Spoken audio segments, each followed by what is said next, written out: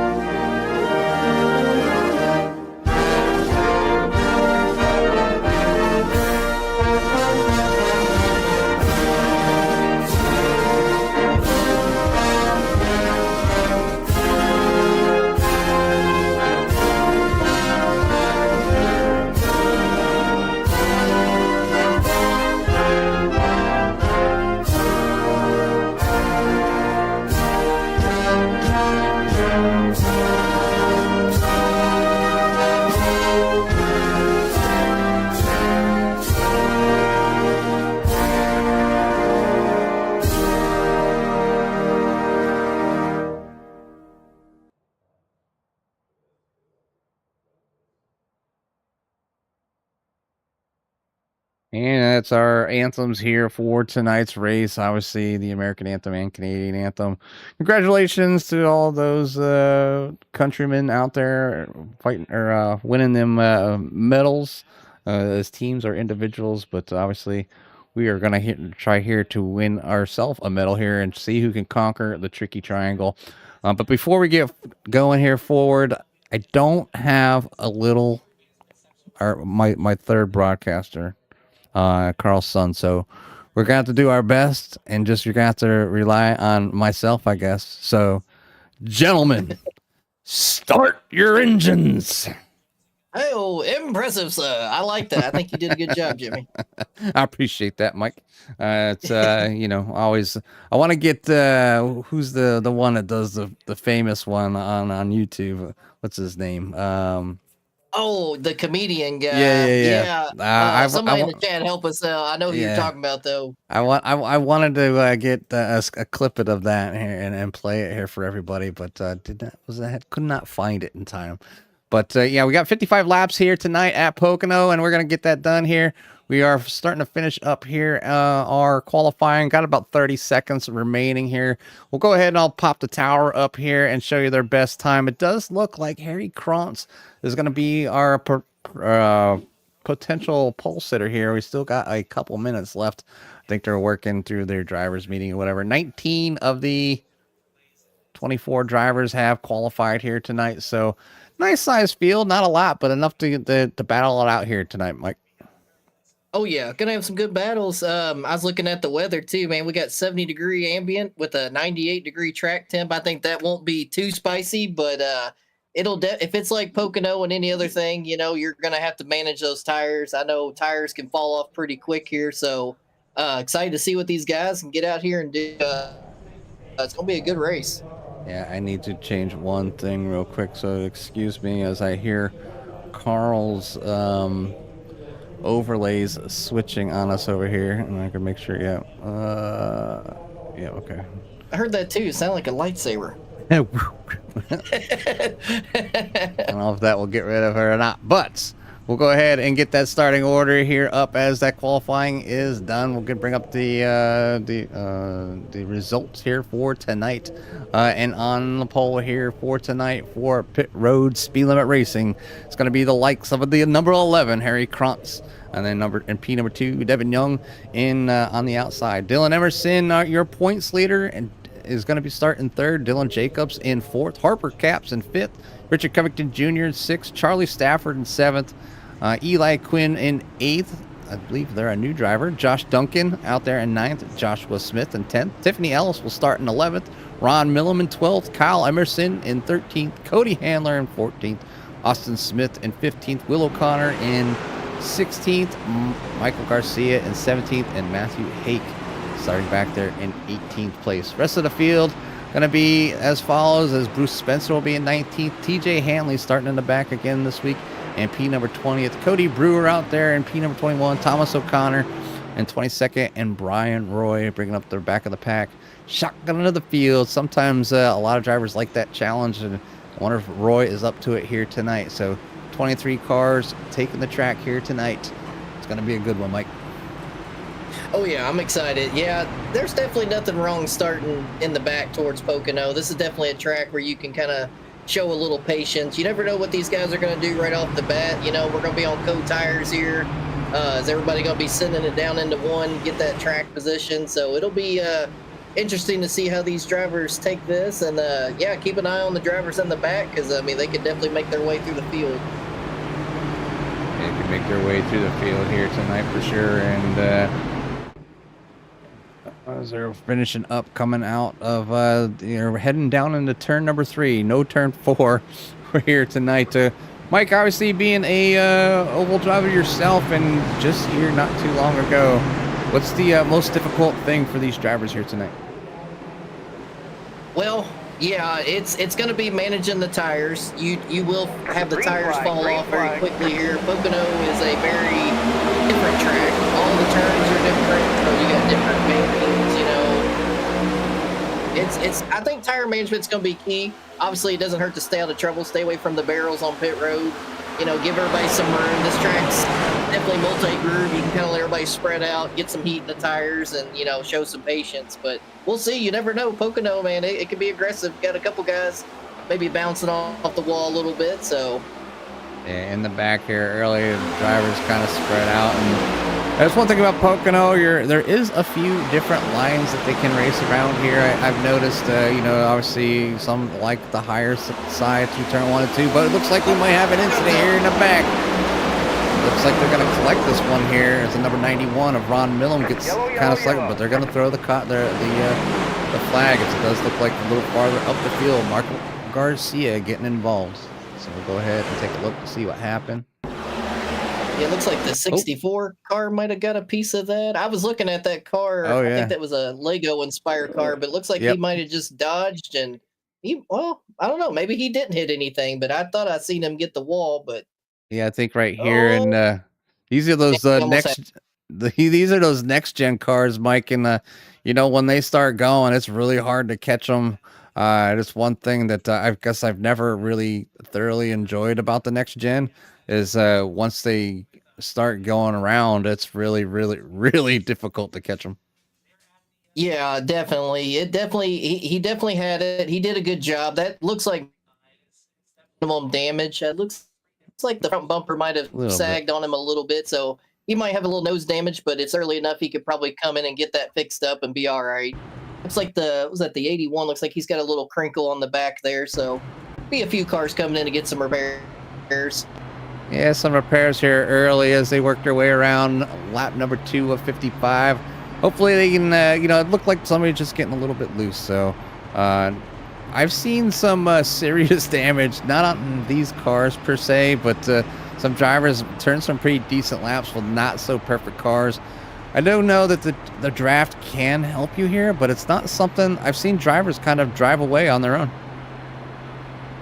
Yeah, Pocono, even with the big spoilers, you can, if you've got this track down pat, you can definitely put some distance between you and the driver behind you. And I tell you what, that short chute right there, it looks like they were too wide going through that short chute. And if you're that guy on that top lane, it is so hard not to just get sucked right into that wall. And that's probably, looks like they were kind of too wide going into that short chute. So just a little bit of some aggressiveness, you know, right at the beginning of this thing. So we got quite a few cars down pit road.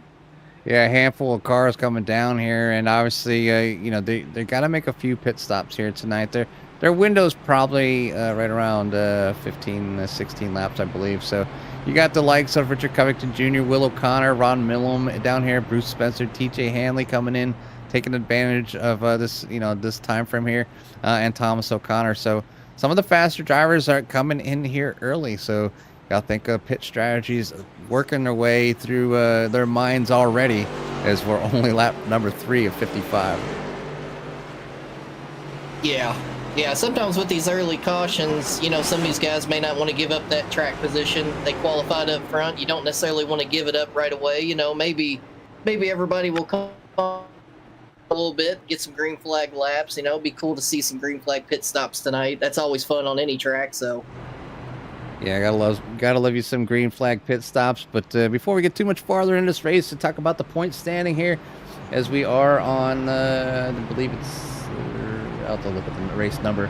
But Dylan Emerson leads right now on the points, is what I have on record, with 329 points over TJ Hanley with 325 points. So only by a mere 4 points. Dylan Jacobs there in third with 315 points. Then Richard Covington with 301, Thomas O'Connor with 301. So that's your top 5, all real close. And then you got Harry Krantz with 298, which started on the pole tonight. Kyle Emerson with 295, Cody Brewer with 271, Tiffany Ellis in 9th spot with 258 over Matthew Hake with 256. So that's your top 10 as far as points go here tonight, and that's as of week 11 of 20. I do got a 20 car field here. I'm getting a little bit of glitching because I'm sharing with Mike here tonight. So Mike, I'm gonna try dropping these this overlay that's on my screen because it's a pig when it comes to usage. So I apologize. If you need to blame it on me, I'm perfectly fine with that. So it's okay. We'll go ahead and drop that down, and yeah, watch them frames just shoot right back up. Should clear up for everybody out there. Sorry about that, but doing the best we can. Mike's filling in for Carl, so I got a couple extra windows open here tonight, but it does look like things have kind of settled down almost immediately. You don't notice the overlays missing out there in the world. So Mike, if you have to, I can actually do one of these if you have a spare screen, I can share the I URL do. to the overlay. Oh, let me click it here. Well, we got a 6 car up there. I'm just going to be pulling for the 6 car all night. I mean, that's a good looking paint anyway. So the 6 Right. car, man, I'm rooting for you. Let's see. Here is. I think this should take you to the overlay, so you can at least have the overlay that's going on up there right now. But yeah, the 6 car of Dylan Emerson, obviously one of the fast drivers usually out here and doing a fantastic job. Still rocking the ugly sweater after having some early success there during the Christmas time frame. But right now, Harry Krantz continues to kind of lead this pack around here. We are doubled up here, and we are now heading down the short chute there. Heading down into turn number 3. 3 distinct turns here, and we'll go ahead. We'll get some ride-on alongs here with the some of the drivers out there. Just want to give everybody a shout out there. Scruffy and Crazy, obviously Barry. Mike's in the booth here with me. Kathy, as always, I appreciate you coming out here each and every week to support your favorite drivers and watch them go around some of these tracks, having a little bit of fun with this small niche hobby that we have. But 11 of Harry Krantz is going to get on that loud pedal and head down into turn number 1. And what I like about turn number 1 is you can see the cars here following Harry Krantz. They spread out, Mike. That front stretch is so wide and so long that the drivers really try to do what they can to even break what little stream or draft that they can get. You'll definitely see these drivers be fanning out all night. If they ever single file out, you see a lot of blocking where people are diving out of the lanes and trying to take that draft away from the driver behind them. Pocono's known for that. You know, it's kind of hard to not want to dive too wide into that first turn because I mean you've got multiple. You could probably get 6 cars on that front stretch side to side, and it would be no big deal. So. Yeah, we're riding on board here with Michael Garcia and his Lego-themed car. Back here in P number 20, and you can just see down to his left side how many lanes. It would remind me of, the track is as wide. Oops, I'm getting a little bit loose up there in front of him. Nice job. Good catch there. Spicy, folks. It's early. Yeah, real spicy here with some of the field. I gotta get used to it too. What's that, buddy? Go ahead. I was gonna say I got to get used to hearing these cars downshift. I'm not used to that. Oh yeah, it's Pocono is one of them tracks. I do know with the Gen 6 or the next gen cars, they do shift a lot. And but I was here back in the early '90s, and it was Alan Kulwicki that actually won the race by shifting in the corners. He was one of the few drivers that was doing it out there, and ended up winning that year around here. So it's something that even the professionals have done, depending on the gearing of the car and how you take these turns. And you can see some drivers coming in a little early and then kind of drifting out, and then you'll have the drivers that come in a little later, kind of come down at meet the middle of the apex and find themselves farther in the field. But everybody kind of out there, kind of spread out evenly right now. It does look like Richard Covington Jr. Has TJ Hanley right there in front of him. P number 8 that is Cody Brewer that just bounced off the wall, and we've seen the Cody here bounce off the wall a few times there in that number 12 Valvoline machine. So Cody out there pushing the limits here, trying to get things done, and you can see the iRacing, the smoke kind of coming out there as the drivers really push the limits with these cars at times. So yeah, great job so far with the field here. Got a couple little packs running around here tonight. See Tiffany Ellis out there with another great paint scheme. Always changing things up. Sometimes I miss her because she changes it up so often. I do like when drivers have the they change their paints all the time because see the creativity. But when you watch them week in and week out, paint every week. Sometimes it's hard to recognize. You gotta have a new paint for every race. That's the you gotta do it. You gotta keep these broadcasters on their toes, man.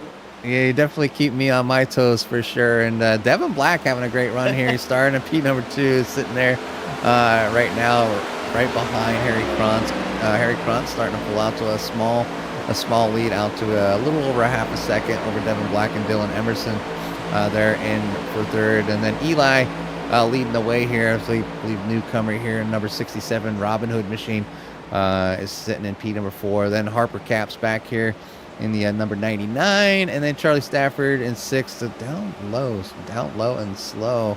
So maybe just bad corner. Tiffany Ellis is going to go by there along with Josh Duncan. Tiffany Ellis up into P number 7.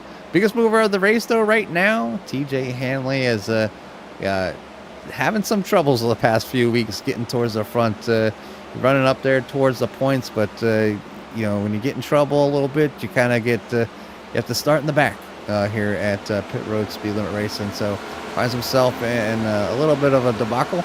But, you know, he definitely has the speed out there. Just needs to make the smart decisions to keep it clean and get that number 8 up here. 8 back to the front.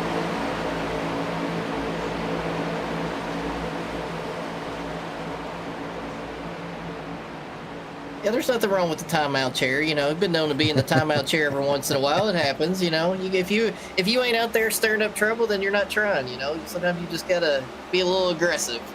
Yeah, sometimes it'll get you nipped in the butt, and you just gotta take your lumps, you know, and just kind of obviously be humble about it, you know, and because you know it was the right decision at the time, right? You know, whether it was a bad one or a good one, and you just kind of, you know, get out there and do your thing, and you know, hopefully just come back, just you know, apologetic, learn from your mistakes, try not to do it again, and you know, have to sit actually, you know.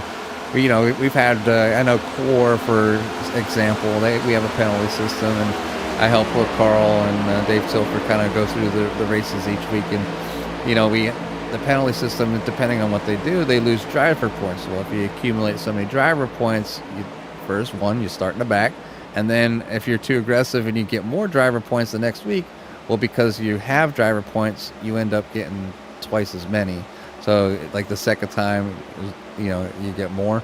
And then, you know, once you hit a certain threshold, you actually have to sit a race in order to come back and race again. But right now, these drivers ain't looking to come back here tonight. We're keeping it clean and green. But the 12, I think it was the 12. Yellow flag is out. Yellow flag, yeah. The 12 might have got a little low on that short shoot there. It's Cody. Let's see what happened there. Oh, yeah. There it is. There. I don't think he got any help with that. I think I just might be a little bit too low on that flat. So good job keeping it off the wall. I think everybody stayed clean. It was close. That's a great looking paint too. Yeah, it's nothing like, I like some of like the traditional paints here. Obviously, Valvoline been around racing for an extreme long time. We've seen that. Wouldn't that be something? You miss the wall, spin around, don't hit the wall, nobody hits you, you get going, and then you wreck into the wall. Well, I'm seeing a couple cars maybe taking off, so maybe we did have some contact a little further on down there. I thought everybody made it clean, but that's what I get for jinxing everybody. Oh, man. Oh, yeah. Avoid the wreck, ends up getting on the wall there. That was the 13 of Matthew Haig. Good looking paint scheme this week for Matthew. It's so easy to do too. You come off the throttle and you go to jam the brakes, and it don't take much to get those cars out of shape like that. It really doesn't. So luckily though, don't look like, well, I keep talking and there's just more wrecks. So well, I got a couple more to go through. I got Michael Garcia in the Lego car, and hopefully he's got the Lego glue together here tonight. Oh no! Hang on to her. Oh, nice. Oh well, okay. And then one more, Hit the Cody. duct tape, you'll be fine. Cody Handler, I think, just nowhere to go, or he just gets collected there in the Pokemon machine.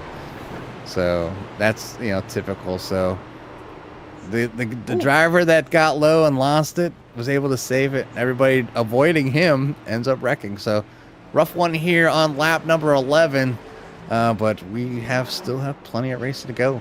And pit road, of course, is very, very lively at the moment as everybody is on their way in. Yeah, I was going to say, I think you'll probably see everybody come in, maybe even the drivers that pitted on that first incident. I'd still think, if it was me, it's still early on. There's still a lot of racing left to go. I think I would try to stay on par with everybody. If you got a little bit of damage, maybe come in and get it fixed, or I don't know. Do these guys get faster? They do get, they have, matter of fact, they maybe get at least. Yeah, if I click one that the info, oops, let me lower this real quick. that is a busy pit road. That is awesome. Seeing everybody peeling out like that with their pit boxes. Good job. Yeah, let's see. Where the heck is it? I'm making you click buttons. I'm sorry. That's all right. Event rules. Here we go. 2 fast repairs tonight. I just had to find it. Well, you know, I get you. Well, you know, still early on, but maybe if you did pick up some damage, maybe burning 1 fast repair and then maybe changing up the strategy a little bit, you know. I always go into a race trying not to use the fast repair. You know, we do get 2 over at 1-on-1, but I don't know. It's something about having to burn that first one. It's like, oh, it's probably the best move, but do I really want to do it? You know, I don't know. It's a tough decision, but good thing is it's early on.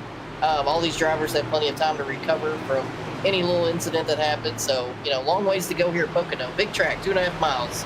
At 2.5 miles and still plenty of track or plenty of race to cover here as they're on lap 13 of 55. So plenty more racing here tonight, ladies and gentlemen, and obviously it's being led by that number 11 of Harry Krantz, so was able to get in and back out. Big mover here, though, during that pit stop.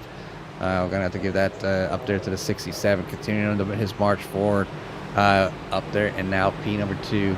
Dylan Everson still hanging on to 3rd. Devin Black and back and forth. Tiffany Ellis has moved up into the top 5, up 6 spots from the start, so good job for her.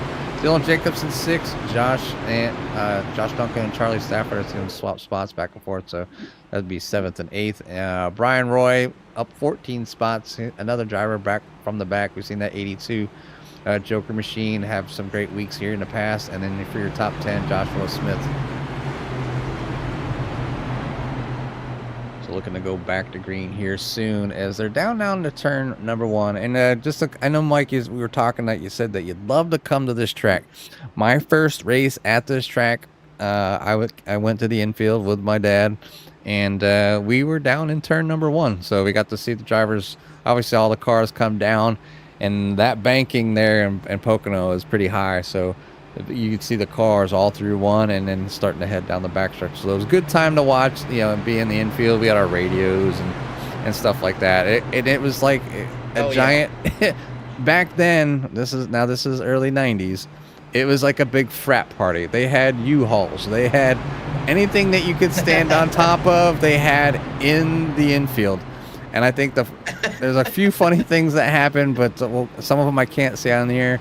But one of the funnier things that happened was this guy drove in this perfectly fine car, and on the side of it, it had 3 hits for $1 with a sledgehammer. His only rule was don't hit the gas tank. Oh, and don't hit the windows. They towed it out about 25 minutes later. That's no fun. That's the first thing you gotta do is hit the gas tank. He drove it in, and they towed it out. And they flipped his car over. It was crazy. But we're back under green here as Harry Krantz has got on that loud pedal. Got a nice start over there over the 6 of Eli Quinn and then Dylan Emerson trying to battle out there for P number 2. You see in the back, obviously, drivers fanning out. It's a great angle watching them come down in that first turn and fanning out. Oh, no.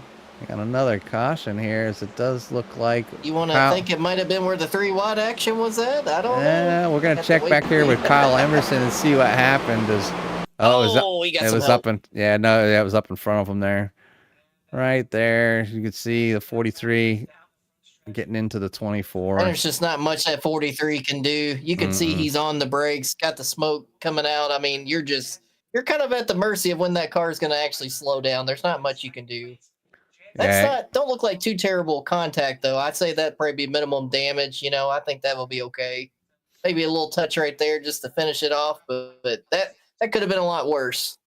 Definitely could have been a lot worse, that's for sure. And, you know, I mean, it's just, you know, they were in and now they're back out. And, you know, cautions breed cautions, they say. And I guess, you know, we get back to it here. You know, as a driver, you know, we know these cautions come out, but you know, it is still early, so they can recover and they can get this race back to going to, you know, full green here. And they've done this in the past, but typically you see like when people start getting closer to the end, pushing their car a little bit harder to the edge where they make Sure. make a mistake. But here it's early. So what do you think as a these drivers out here are going to try to put your mindset here as the driver? What are you starting to think? Like if you're in the back of the pack, like do you try to make more aggressive moves now to hopefully get that position, or are you still trying to chill a little bit and let this thing work out? You know, some guys are going to be more. Some drivers will be more aggressive, but with us already having a couple yellows pretty early on, I would tend to think maybe some of these drivers will calm down a little bit. So I wouldn't necessarily be in a hurry to pick through the field just yet. If you have the capability of kind of moving your way up, I would just kind of see how this plays out. They did have a nice little run there for a while, and everybody started kind of single filing out. So I wouldn't be in no big rush to get up there just yet. I would kind of still be more in of a defensive mode if I was kind of in the middle of the pack or the back, just kind of try to give everybody a little bit of room and let everybody spread out and, kind of go from there. They'll be making a lot of pit stops tonight. Going to be taking fuel quite often. So, I don't think the urgency is there. I don't think we're going to be seeing the Pocono shuffle just yet where people are breaking the draft. I think that'll come into play here in a little bit. But, I think just being patient right now will be, I think that would be the key right now. Just kind of relax, let everybody kind of spread out a little bit, get some heat in the tires, give everybody a little extra room, and just, kind of fan out a bit. Yeah, Pocono shuffle. It's one way to put it, as the drivers got that long straightaway come out of turn number 3, and it is so wide, and it is not uncommon to see a driver go from the outside all the way to the pit wall. And the thing is, you can, if nobody follows it, you can actually enter the corner that low if you're prepared for it. It is a little more difficult, but you can take the turn number 1 coming down off that yellow line. I know because I've raced here a few times before I hung up my oval career, but this was never say never, Jimmy. We'll get you back out there, man. Somebody's got to teach me how to save some tires, Mike. Like I can qualify with the best. So if I go out there, you guys be like, "Oh, Jimmy, you good? You like a P4 or 5?" I'll be like, "Give me 5 laps. I'll be back about P20." So some people call that strategy. There's nothing wrong with that, man. Come out guns a-blazing. See what happens. You never know. And it works for what do you think here? I was going to ask you that. What's that? Yeah. Sure. I was getting ready to ask you, and maybe everybody in the chat, when do you all think we're going to see the Pocono shuffle? When is everybody going to start trying to break the draft to maybe get a little gap? Because like you were saying, you can actually, it works. The Pocono shuffle, it's cool to say, and it really works. So when are we going to see the first drivers starting to cut down and kind of break that draft? I always love seeing people do that. Then, you get the guys following them, and it just looks like a snake going down that front stretch. It's really cool to watch. So Mike's asking out there from the fans out there, who's going to be doing the Pocono shuffle and when's it going to start? If you have any idea, or when, if you were a driver, when you would start the Pocono shuffle to try to get an advantage over the other drivers, let us know who and when you would think it would start. But I'm guessing typically in the last final 10 laps or so, because that's still a good run. Typically, from a driver, like I said, Mike, that can't save tires. That's why I know how fast they burn off. About 10 laps here at Pocono, and they're about trashed. So this track is not super friendly with tires. No, it is not. It definitely, after a couple laps, you can see your time, and you can feel the tire, like you can feel the car change. It's pretty crazy. I think it's just with the way this track is designed, it will definitely chew them up.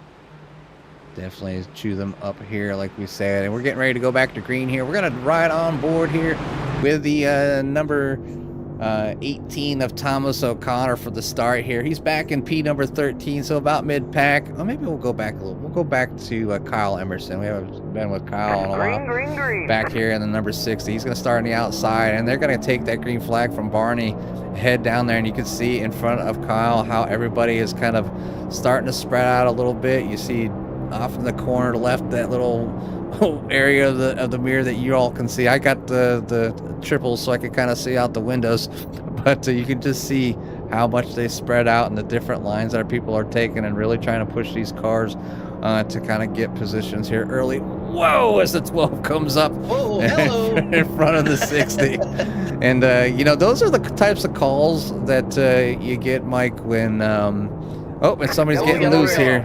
Yeah, we've got another wreck here, so we're going to ride on board here, see what he does. And, oh, another one trying to just avoid an incident, ends up getting collected here, just trying to slow up. So we'll go back here. It does look like Cody Brewer was involved with this one. Richard Covington Jr. again. Brian Roy getting caught up in this one. Thomas O'Connor and Kyle Emerson. So we'll go on board. We'll see what happened here from Cody Brewer in the 12. We'll see if it happened here. But I think, nope, you can see it happened up in front of him. A little bit in front of him. Yeah, a big collection there. You can see everybody getting look at a lot of cars there. Yeah, we'll go ahead. It seems like these cars are very edgy. You know, it seems like when these guys are starting to check up, you can just see the backing of that car just start coming around on them. So cars are very edgy, it seems like. Yeah, you can see everybody just kind of losing it here, coming off that nowhere to go turn number 2 and just kind of nowhere to go. And really kind of, you know, these cars, sometimes they feel planted, but here tonight, just not so much. So maybe not the proper, well, I can't say not the proper setup. It's really about managing, you know, their RPMs and throttle control. And if those tires aren't warmed up, they remind me of GT3 cars or even road cars where the cars just don't want to handle very well. So drivers having a little troubles here early on. So we're going to have another caution here on lap number 19 of 55. So still lots and lots of racing to remain here tonight. So drivers having a little bit trouble with the tricky triangle here tonight. And maybe not worried too much about the Pocono Shuffle right now, but just trying to stay out of trouble. Yeah, we may be a while before we get to that Pocono Shuffle. These guys are definitely getting after it, which is it's fun to see. But you know, races like this, you know, the type of race where you get a lot of yellows. I mean, it's just you gotta, you know, and it's hard when you're back there in the middle of the pack.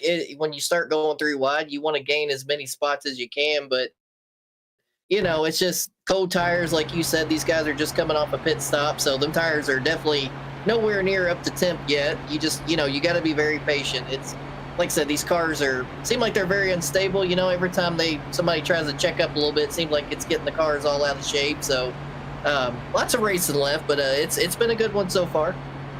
Now, Mike, with the, you know, with obviously with the rear end like kind of going around here, and you talked a little bit about tire temperature and being patient, and what are some of the things that maybe a driver can do to, you know, possibly get their car under control a little bit earlier without having some of these incidents here, like breaking loose, like super early? What are some of the steps that you would take?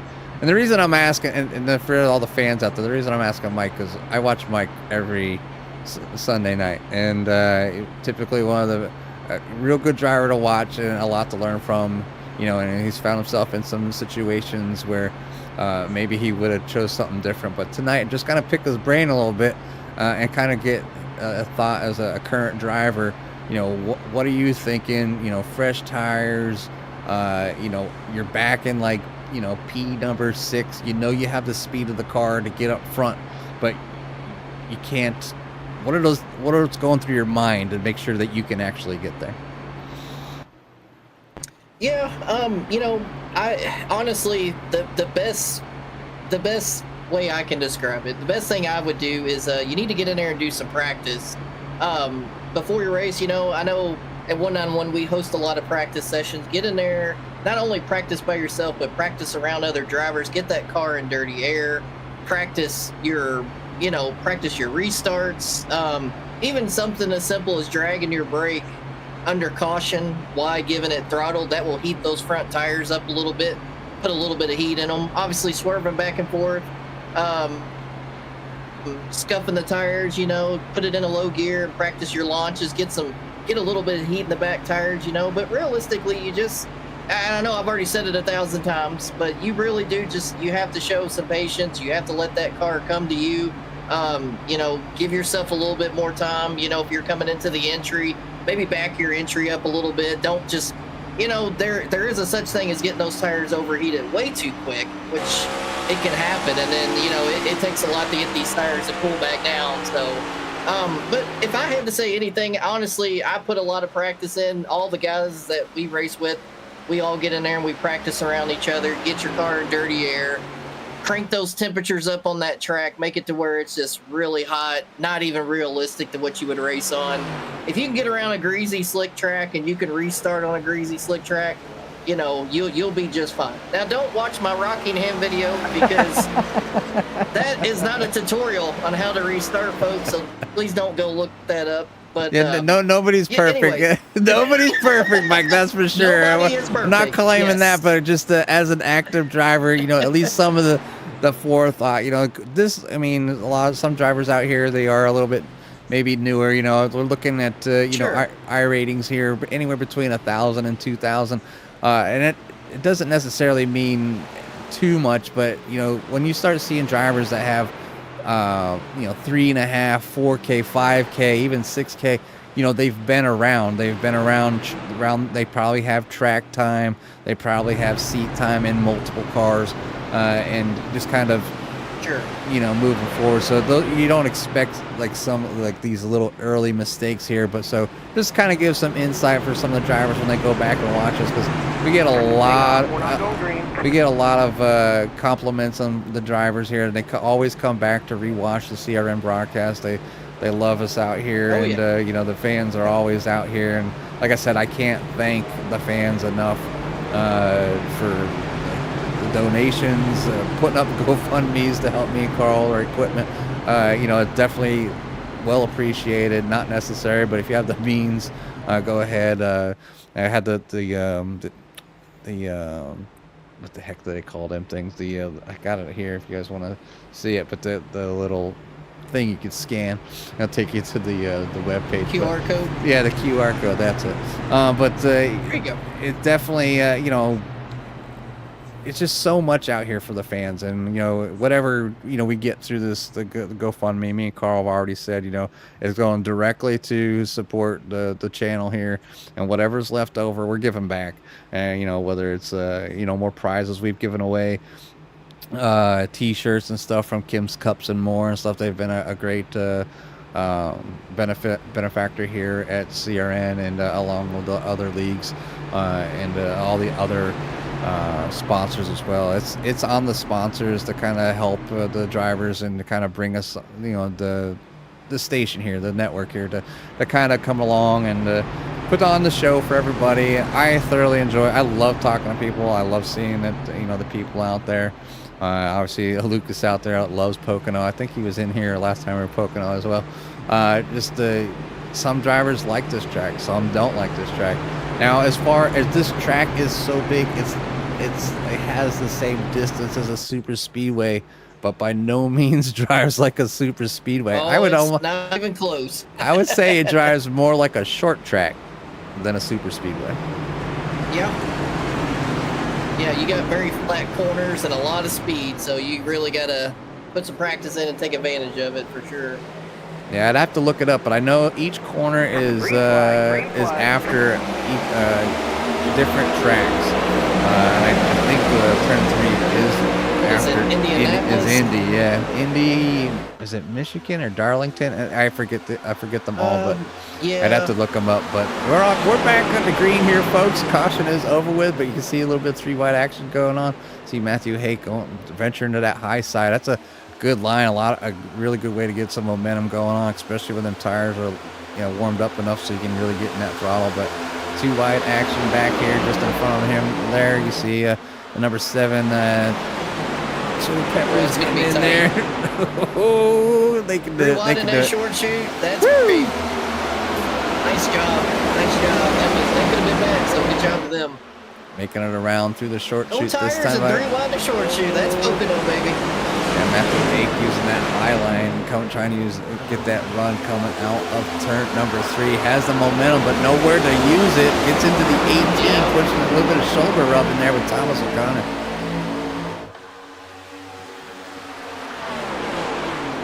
Yeah, he had so much momentum coming off of that turn. It's like you got to do something with it. You know, track position. This may be the time for the 13 to where he wants to get out of the hornet's nest and get his way up to the front. He's definitely on the move. He is. He's moving. Yeah, he was our early leader, but the 12 is going to go for another ride. Cody Brewer getting down on the wall, losing Like he it got here some help again. there. Yeah, he might have got some help, and we'll find out what happened here. That's not good. As a yellow flag flies yet again here on lap number 25. So closing in on the halfway, folks, but another caution here tonight. Let's see what happens to the 12. Oh, he comes down, gets into it with the 18. Down into the wall here, just a single not car. Not by much. Not by much. And again, you could just tell right there. Yeah. Yeah. And like I said, too, I mean, if you go back, if you look at that, there really wasn't much contact there. I mean, that just kind of shows you how much these cars might be on edge tonight. You know, they don't seem like they're sticking to the track. Of course, you know, we've had a lot of restarts, cold tires. I don't know if these tires would even be up to temp yet. They've only, you know, they had like a lap on that maybe, and we got another caution. So yeah, they were a lap and a half because they were working their way down to the short chute, and that's where that happened again. Now working their way down the back stretch here, as they already went down the front stretch. So yeah, a busy one here tonight, folks. I can't apologize for the cautions. I'm not creating them, but still some good battling here. And now obviously getting to that halfway point, they've had a fair amount of cautions here tonight. But obviously trying to work their way around. Some, you know, Harry Krantz up there and still on the pole, still leading the way here tonight. That was Matthew Hake you seen really utilizing that outside, and I was kind of impressed on how well that car was liking the outside here early on, since you know, not much green flag and running sticking here, so and it was sticking. So you know, maybe Harry has, Matthew Hake was moving, has found something here tonight. But he is up 7 spots. Biggest move of the race, though, right now, Mike, is Michael Garcia in the Lego Machine, up 12 spots in that number 64. Awesome. Nice job. That is such a cool paint, too. I really like that. I think we're going to have another busy pit road. I don't know. What do you think? It looks like everybody's coming down. Maybe some people in the back stayed out. But yeah, you can see the timing I'd say the majority of the field's going to come down for some fuel. Yeah, timing tower lighting up with everybody coming in. We'll see who's going to stay out. Does look like the number 13 of Matthew Hake's going to take advantage of this one. Maybe he's saying, hey, you know, there'll be just a caution. There'll be more cautions later on. I'm going to try to stick this thing out. You know, we talked about, we didn't really talk about how long they could stay out. I did kind of get some insight. I always get a driver or two that will send me a message and be like, hey, you know, we can be out around this time, and it's looking about fuel's about between 13 and 16 laps. You know, so they were last in. I can put their pit stops up there for everybody so you can see when they came in. So oh, no, that's pit stops numbers. Pit lap. There we go.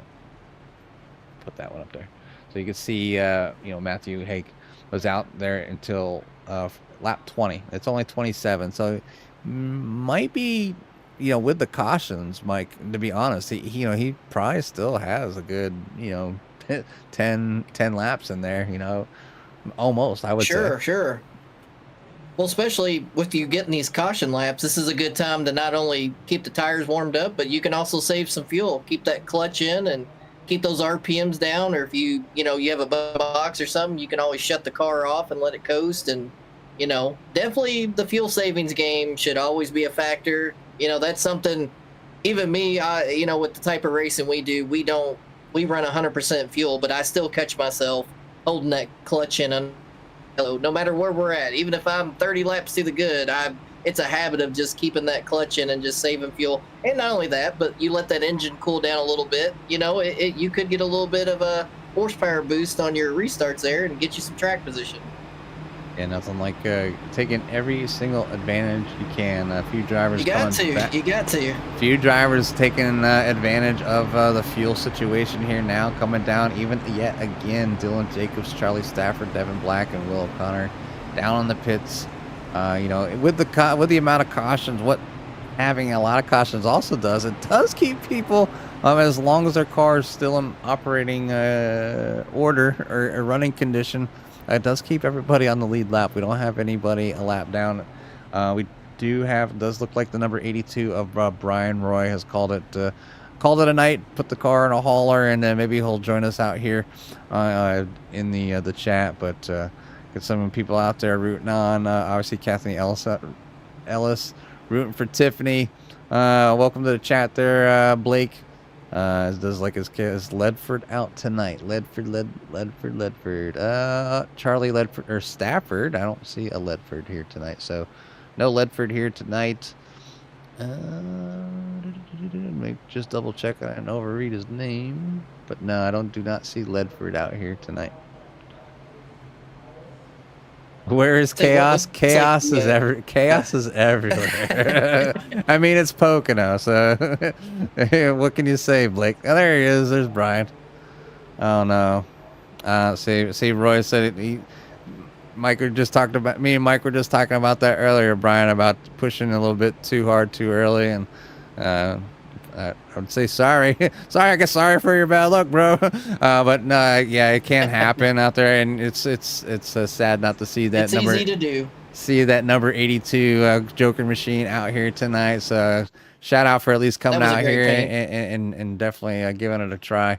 But we're gonna get back to going green here as the pace car is in. The number 13 of Matthew Haig is gonna get this thing started. He's gonna get on that loud pedal, gets a nice start here over the field. So yeah, nice jump there.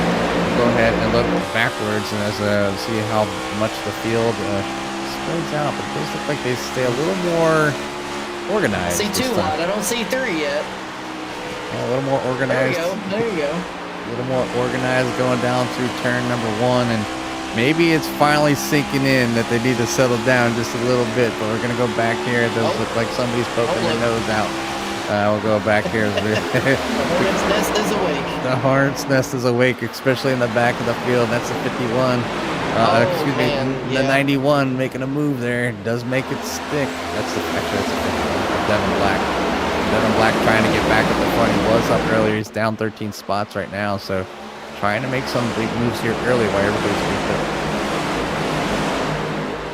I don't know about you, Jimmy, but I'm watching these cars dive down into these turns, and I find myself leaning over here to the left, trying to help these drivers get those cars to rotate. I don't know, it's just habit. I'm over here like, oh, come on. So I mean, we can help, and we can go ahead and hop in the gyro cam. You can really get the momentum and the banking, especially there in turn 1. But not much banking for the rest of the track as we ride on board here with Devin Black currently back in Pete, number 14, as he's making some moves here. You'll just see how, I mean, there's some banking through turns 2, but it's pretty flat there. Somebody hits the wall and nowhere to go. Oh no. It's 7 around. That short shoot has claimed a lot of drivers tonight. I think that's been the problem child for tonight for these drivers. That short shoot has not been nice to them. Yeah, going through here, and we'll just ride that on 11 top car was there. running up front all night too, so that just, it's one of those things where you get mirrored in the back, and sometimes that happens, and it could be no fault of your own. So. Yeah, it doesn't look like, I mean, you might have got some assistance on that one there, but the 11's going to get bounced around, and I think that might have been on the Chili's machine, but yeah, nowhere there for Devin to go as he was on his way back to the front. Yeah. So we'll go ahead and take a look. That is now a monster truck. We'll take a look here with the 11 this time, see what happened, and it does look like that 7 is going to come out and just tap that rear just ever so slightly, get them loose. Tries to correct it. These cars are almost unsavable. The 1864 get into the 751 into the 11 for a second hit, and the 19's gonna skirt by. I think he might scoot out. Oh, he made it. 21. Oh wow, no, that's close. No, 5 getting tagged there. That was minimal. It was minimal. I seen the Valvoline squeak by. The Valvoline's been in a couple wrecks tonight, so the Valvoline, I think he finally sneaked his way through that one. So yeah, we'll go back live here. Why is my sometimes doesn't want to jump back to live on me all the time? But yeah, another rough one here tonight for sure.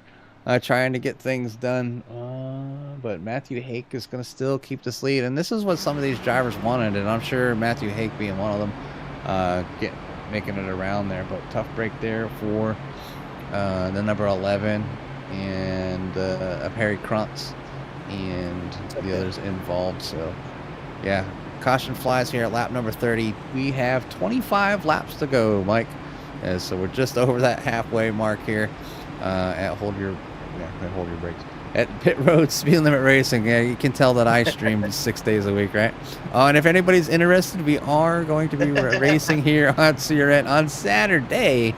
I think midday. We are gonna, we're gonna host a full-length Daytona 500 here at CRN, and they got a handful. They got a bunch of prizes to give out for everybody. Looking to have a good time. I know it's a long time, and I kind of shake my head sometimes. I'm like, I can't believe I'm gonna do this, but we're gonna try to get the best show over the, the length of about 2.5 to 3 hours. Who knows how long it's gonna take? Hopefully they have enough time set for the race, because if those things get crushed, like Mike, since you're you're involved in that race a little bit, right? Yeah, I was gonna say, come watch me crash Scotty for $100 Saturday morning, and we do get a bathroom break midway through that, so I am excited. You guys are getting a bathroom break? Y'all gonna what? Halfway park on the backstretch? How are you gonna work that? Yeah, I'm curious. We're gonna be like the Blue Angels. Everybody's gonna puff smoke, and then we're just merge it down to the flat. You're gonna see everybody running out of their car and hitting the porta cans. It's going to be beautiful. You guys definitely need to come watch. It's going to be a good time. Well, you heard some insight here, folks, for Saturday. They are going to have a bathroom break. That is how long the race is going to be. It's going to be awesome, though. We're going to hang out here. You're still younger than I am. And I'll be here in my chair the whole time. I promise. Me and Carl have done some endurance racing. It's not what do I call this? It's not unusual for me and Carl to drive for about 3 to 4 hours straight, at least. So me and Carl love endurance racing. Yeah, it's one thing we'll sit here and kind of keep each other informed of what's going on for the race. But right here tonight, we got to keep everybody going. I know we got a lot of time to talk here tonight, folks. So if you got something to say, or if you want to see your favorite driver, where they're at, I do have the tower up there full time here tonight with all the movement going on. But TJ Hanley is going to find that number 8 up front there alongside the number 13 of Matthew Hake here. So the 8 of TJ Hanley, obviously in the battle there for the points this season. And trying to get back in the good graces. It's kept it really pretty clean here tonight, and able to stay out of trouble, so we're able to get up front. Harper Capps up there in the number 99 and P number 3 with newcomer Eli Quinn in P number 4.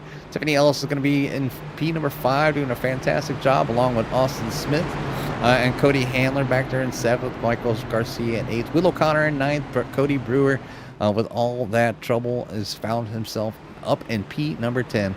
Kyle Emerson in 11th, Dylan Emerson in 12th, Bruce Spencer in 13th, Joshua Smith in 14th, Richard Covington Jr. back in 15th, Charlie Stafford in 16th, Josh Duncan in 17th, Devin Black back in 18th, Ron Millam in 19th, Dylan Jacobs back in 20th, and Harry Krantz, I think he's still out there, but finally have a lap down. And then you got Thomas O'Connor, and then Brian Roy has parked it, but he's out in the fans right now, enjoying the rest of the race. Maybe a safer bet here tonight. You heard that he was a little bit frustrated, but so just again, Scruffy says we're old men. Gotta be. I love you guys. I really do. I love the fans out there more than everything. But we're gonna get back on the green here. Matthew Hake gets this thing started. Another great start there by the Harley-Davidson machine as they run down to turn number 1 and trying to run that low line, take the high side. Where he knows he's going to get that run. See if he can you can watch, you can see how well it works here over the 8 of TJ Hanley. TJ ran a corner down, but we're in the wall back here. Another one off the wall. Oh man. Oh my goodness. Good job, everybody, keeping it off of that. Though looks like only 2 cars, though. That was good. Everybody kind of spreading out, giving everybody some room to get around that. Yeah, Joshua Smith and Kyle Emerson getting caught up here, coming off of turn number 1. I guess they just want us to talk a lot That's tonight, nose Mike. damage. Hey, that's fine. I'm here for it. I hope you guys are here for it. Like I said, we might the Pocono Shuffle though. It will Okay. happen. So it was Kyle Emerson getting into the wall, tagging the number Yeah. 76, and then obviously hitting that right rear, and it sends the right front over to the wall. So just a tough break These there. walls Just will touching eventually away. move. Yeah. Yeah, me and Keep Carl were getting talking. forced to. They're gonna have to. Me and Carl were talking. Carl got himself some new monitors. He has now switched from 27-inch monitors to 32-inch monitors, and Well, he'll be fancy pants, huh? yeah, fancy pants, and he'll be changing onto a proper triple monitor stand here shortly too when that Oh, eventually man. shows up. That is So he awesome. won't have to sit like 30 some I'm inches jealous. away from his screen anymore. So I got him He's in going the from a Game Boy Advance to a 32 yeah, inch he's going to monitor. Nice job, Carl. yeah, he's going to Nintendo to he's finally graduated to the PS5. Oh, But man. yeah, he's like I get him all set up and I was like, this is I said, well, with my rig, I'm 24 inches from my screen. And I got my monitor. I got 32-inch monitors as well, so I'm 24 Yeah. inches from my screens, 60-degree angle. That's 180-degree FOV, right?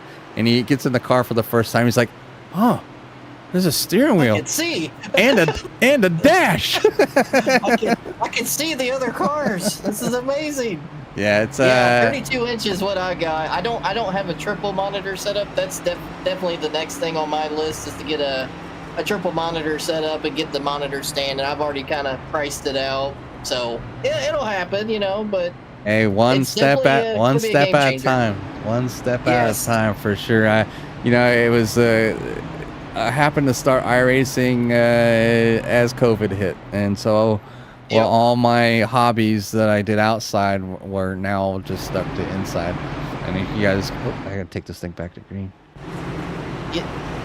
That's the great thing about sim racing too. You can always start out with minimum equipment. I Yep. remember when I first got into iRacing, I had the stuff mounted to a desk and I was sitting on a wooden kitchen chair, and that's what I would race in. I mean, you'd have to learn how to walk again when you were done racing because you'd be numb. But you can definitely get into this with very minimum equipment, and that's the cool thing about iRacing. So You want to talk about minimum equipment? I'm going to give this driver a shout out because he decided to take this season off from core, but his name is Shane Therian, and he was driving with a controller, and he would I've never compete. done that.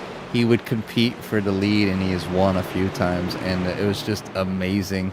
And That is amazing. with talking with him, he had a wheel. He just has he was having a hard time changing over to it since he drove so much with a controller. So he found himself just going back to the controller. So minimalistic, yes. Yeah. It's not an easy thing. It can be done. You can kind of tell some of the drivers maybe out there, especially in like the rookie leagues on the free tracks and stuff like that. You can tell when somebody's out there on like a mouse and keyboard, and you see the wheels kind of doing the jitterbug or whatever. It's just a hard 90. It's a hard 90 to the left. That's all you get. You're quickly tapping them buttons. Just reminds me of the days of some of the older racing Scruffy games. says, sim racing makes me broke. Yeah, and there's worse things that you could spend your money on. At least this is a community. Yeah, it is a community, and it doesn't matter what it is. I will support Mike. it. Every hobby, no matter what it is, you spend money. Golfing, basketball, fishing. I mean, you just go on and on. Even like if you like to sew, you still got to buy the materials and threads, and so it's just all about having fun and kind of getting away from some of the things that are required in life. Like work. I know. Yeah, and I mean, it's like, with our league Sundays, I look forward to Sundays so much, which I don't know why, because then you got to go right back to work Monday. But I absolutely look forward to anytime I get out on the track with everybody and race and hang out. It's awesome. Definitely. Yeah, gambling, Barry. I guess you're right. That could be bad. Yeah, he said gambling. Yep. Gambling takes money too. I've only been Valid gambling point, Barry. a handful of times, and anytime I've been gambling, it's like, all right, here I'm gonna go have fun, and like this is the amount that I'm gonna spend. Once it's gone, it's gone. If I win something, you know, I try to put the amount that I was gonna spend in my pocket, and then that's it. And then if I lose what I won, whatever, I still walked away and I had a day of fun. And it's happened. We was in one of my early ships that I was on, with our station on. We actually pulled into downtown Philadelphia, and we took the buses over to Atlantic City over there in Jersey. And my buddies went to go get some change or something like that. So I was kind of sitting next to one of the nickel slots. I filled it up with a bunch of nickels. I pulled the lever, hit the jackpot. What, like I think it was like $500 and or whatever. We took that money and I paid for everybody. Like I paid for everybody's food. We just had fun on that $500, you know, whatever. So we enjoyed our afternoon. So. But yeah, so there's that. You could be a responsible gambler if you want to call it that. But we're gonna go back to green here. This time it's gonna be TJ Hanley, Matthew Hake on that front row game. 13 with a nice start there. Maybe a little slip in the tires, but still a good start here as he goes away. We'll look back on the field yet again. I just love this view. I love how the drivers kind of. I do too. It's so great. You know, see them coming down to the corner, down through one. This time a little more spread out. I think they're getting the drift. Maybe we'll find out here. Maybe. Well, the short shoot's coming up. This is what we're gonna tell. We've had a lot of troubles tonight, right here through this little short shoot. So let's see if they give everybody some room here. Hear them gearing down to get on that yellow line. That's where you want to be. Yeah, keeping them RPMs up to keep that momentum going and help that car rotate just a little bit. See TJ Hanley going down to your right side, down the bottom, way down there on the rumble strips. Matter of fact, real low, trying to get a good run down the front stretch. Doesn't quite have it. He has the draft, and nobody's doing the shuffle yet. Hey, that was a little bit of a shuffle. Yeah, okay. I was going to say we're coming about 17 to go. You know, you called it at 10, so we should be getting pretty close. Yeah, I'm saying about 10, but this is what it looks like up here up front from Michael Garcia looking forward on the top three. And that's got a challenge for the lead. Yeah, challenge for the lead. We'll go up here to the leaders to see how they handle this one as they head down to the short shoot here. Turn number 2. Got the inside, gonna get doored. Oh, no, man. The short shoot strikes again. Yeah, TJ. What is it, Rockingham? It's always turn 2 at Rockingham where you get all the calamity. And tonight at Pocono, it is the short shoot. Yeah, short shoot not playing nice here tonight as Matthew Hake bites the wall as him and TJ Hanley get together just a little bit. I think that's just hard racing here, to be honest. Yeah. Mike, you know, so we'll go back and take a look at this here and maybe coming up a little bit. It's like they kind of slid up just a little bit, maybe.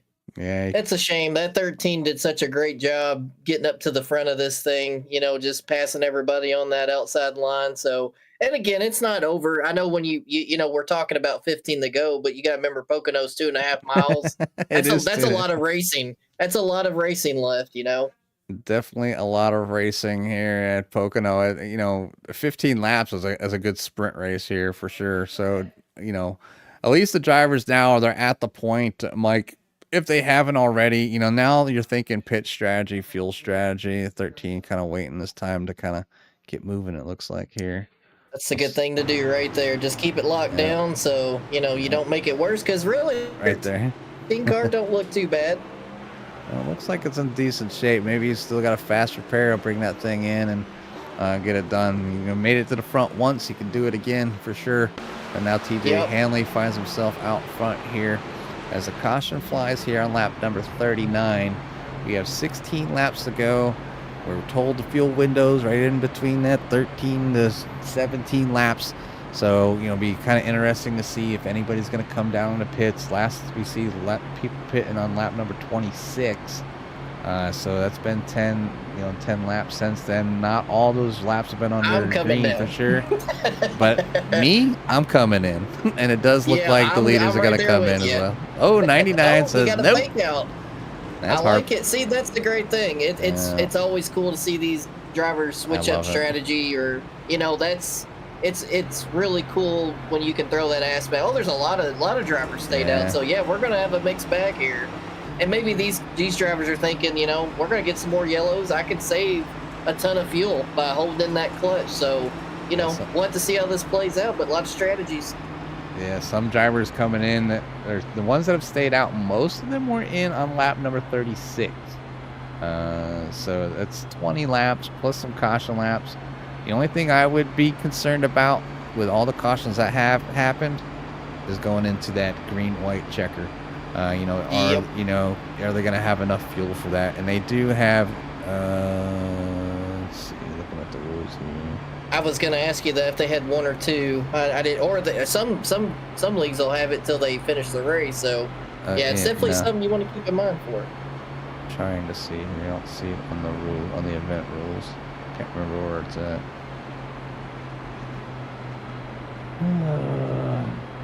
I know they have at least one. I think they have two though, if I'm not mistaken. We haven't had, you know, I think so far.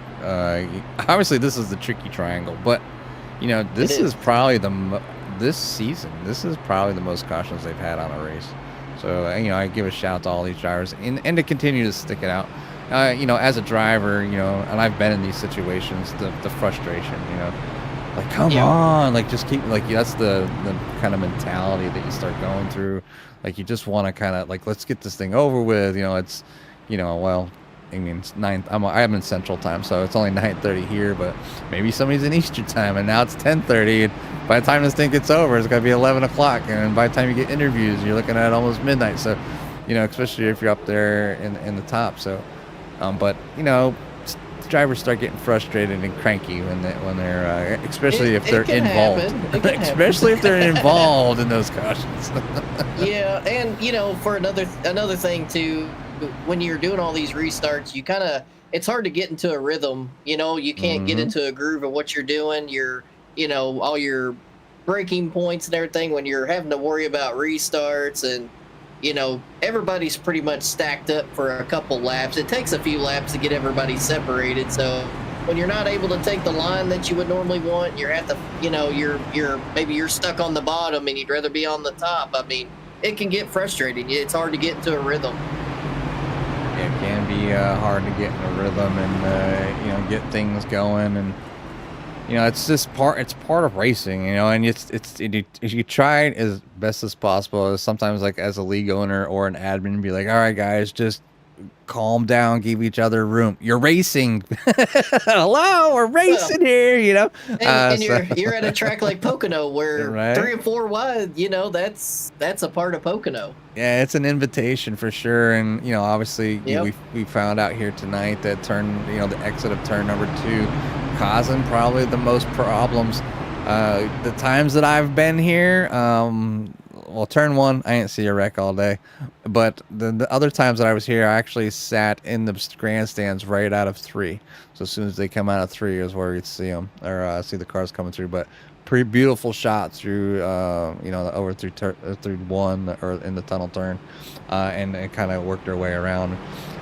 Davey Allison, matter of fact, had I'm shooting out some old names here. Davey Allison had a huge wreck coming out of 3. And his hood come flying off the hood of the car, and it must have went like, I think it had to have been about 100 feet in the air. It was so high. But definitely a rough one. But we're a rough one here tonight, but that's okay. We're still going racing. We're back underneath the green as Harper Caps and Eli Quinn work their way down the front stretch here with Kyle Emerson, Will O'Connor, Cody Brewer, and that 12 up in the top 5. Yep, 13 to go here. Laps going away here. It seems like we've been here all night. Well, we have, and we're going to continue this coverage to the end, and hopefully we see these drivers work their way out. They're heading down that back stretch, down into turn number 2, too wide. Here we go again. We'll just skip some room. I think we're good. Don't look too bad. We're going to see a Pocono shovel before we leave tonight, Jimmy. It's going to happen. But we're going to re-rack them. Oh, no! Oh, no! Hold on to it! Good save. Wow, what a save by the 18 of Thomas O'Connor. That might be that 13. You know, he's mirrored back in the back. He wants to get back up to the front, so keep an eye on him. You know, he may be getting the old elbows up, trying to move back through the field here.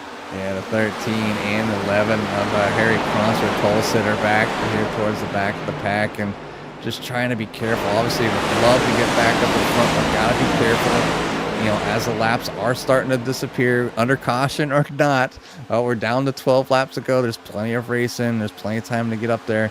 You gotta have a fast car up and use just a little bit of smarts here. As we have more smoke as the 5 gets into the wall this time, along with the 7. Oh, big hit in the back. Oh, that is a big one. Woo. Jimmy, what turn was that? Was that the short shoot again? We will say short shoot heaven here.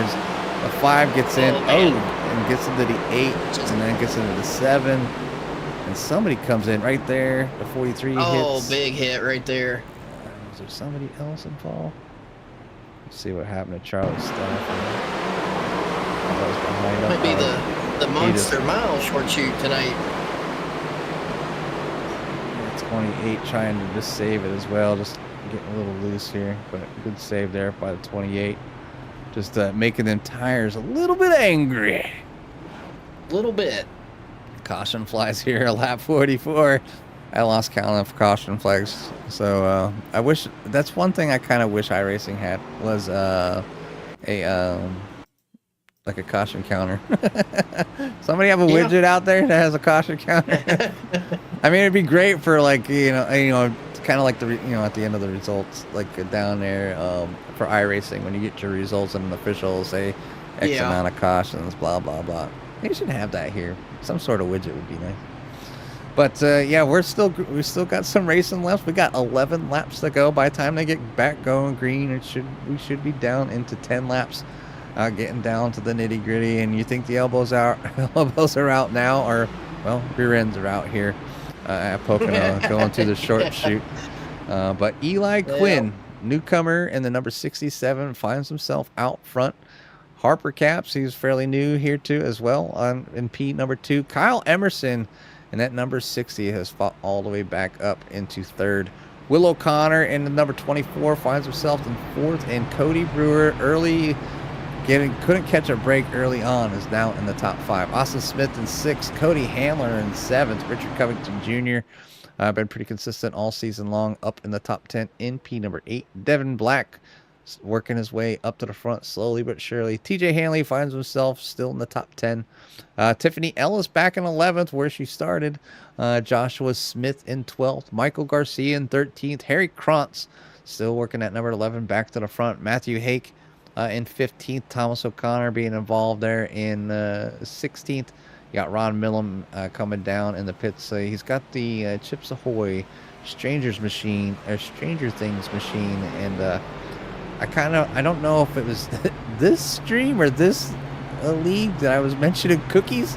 Me and Carl were talking about cookies. I love me some cookies, and Chips Ahoy's are right along one of my favorites. So a shout out there to Tom or to that car there. Charlie Stafford in the number 28. Dylan Emerson in the ugly sweater. Must be cold where he lives. He's in the number 6. Bruce Spencer out there in P number 20. Josh Duncan in 21st. And then I think, Dylan Jacobs still in the pits here, as he was involved there on that one. And good old, we'll still give shout outs to Brian. Brian, you could have probably stayed out there, got on the lead lap, buddy.